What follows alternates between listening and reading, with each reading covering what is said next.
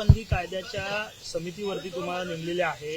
काय नेमकं या समितीचं काम असतं, काय करते? सर्वप्रथम आदरणीय लोकसभा अध्यक्ष श्री ओम बिर्लाजींचे मी आभार मानतो की त्यांनी या समितीत काम करायची आणि अध्यक्ष म्हणून काम करायची संधी मला दिलेली आहे.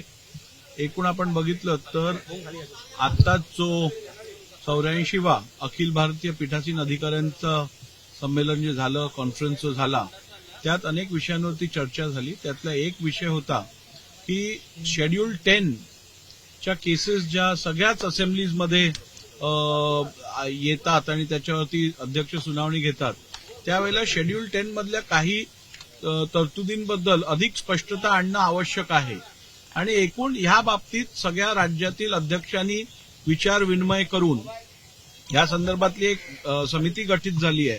त्या समितीने या सगळ्या विषयाचा अभ्यास व्यवस्थित करून यावरती कसा सुधार करता येईल अथवा शेड्यूल 10 मध्ये अजून स्पष्टता कशी आणता येईल या संदर्भात विचार करण्यासाठी आणि एक अहवाल तयार करण्यासाठी समिती स्थापन केली गेली आहे आणि या समितीच्या शिफारशीनुसार शासनाकडे त्या संदर्भातलं रेकमेंडेशन केलं जाईल आणि शासन त्याच्यावरती योग्य ती कारवाई करायची अपेक्षा ठेवतो. उद्धव ठाकरेंनी अशी प्रतिक्रिया दिली की लोकशाही संपवण्याचा हा घाट घातला जातो का, ज्यांनी 10 शेड्यूल कुठेही नियमात पालन केलं नाही मागच्या सुनावणीच्या दरम्यान किंवा मागचा जो निकाल दिला त्या दरम्यान कुठेतरी लोकशाहीची हत्या करण्याचा हा प्रकार आहे. तुमची जी निवड झाली त्यावर प्रतिक्रिया दिली उद्धव ठाकरेंनी. उद्धव ठाकरेंचं माझ्यावरचं प्रेम जगजाहीर आहे, त्यामुळे याच्यावरती काय मी विशेष बोलू इच्छित नाही.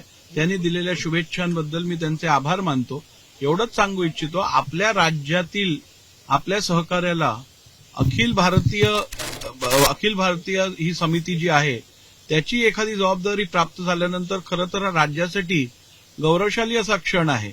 त्या संदर्भात शुभेच्छा देऊन एक प्रकारचं विश्वास दर्शवण्याऐवजी आपल्याच सहकार्याबद्दल असा प्रकारचं वक्तव्य करणं हे केवळ अशा लोकांकडनं अपेक्षित आहे ज्यांना आपल्या राज्याबद्दल किंवा आपल्या राज्यातील व्यक्तीबद्दल अस्मिता नाहीये.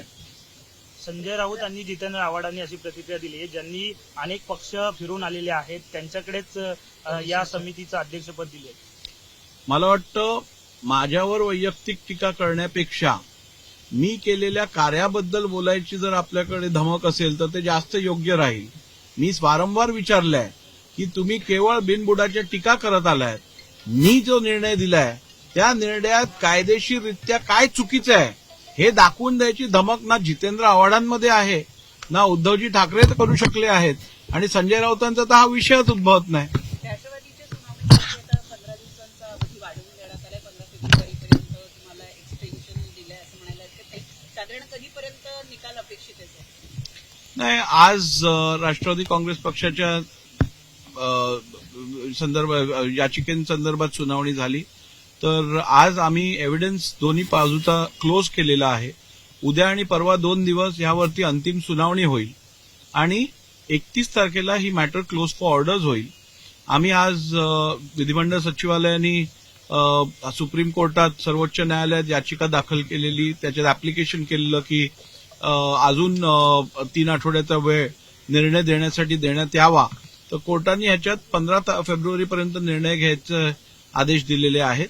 त्यामुळे मला खात्री आहे 15 फेब्रुवारीच्या आत अंतिम निर्णय जाहीर केला जाईल.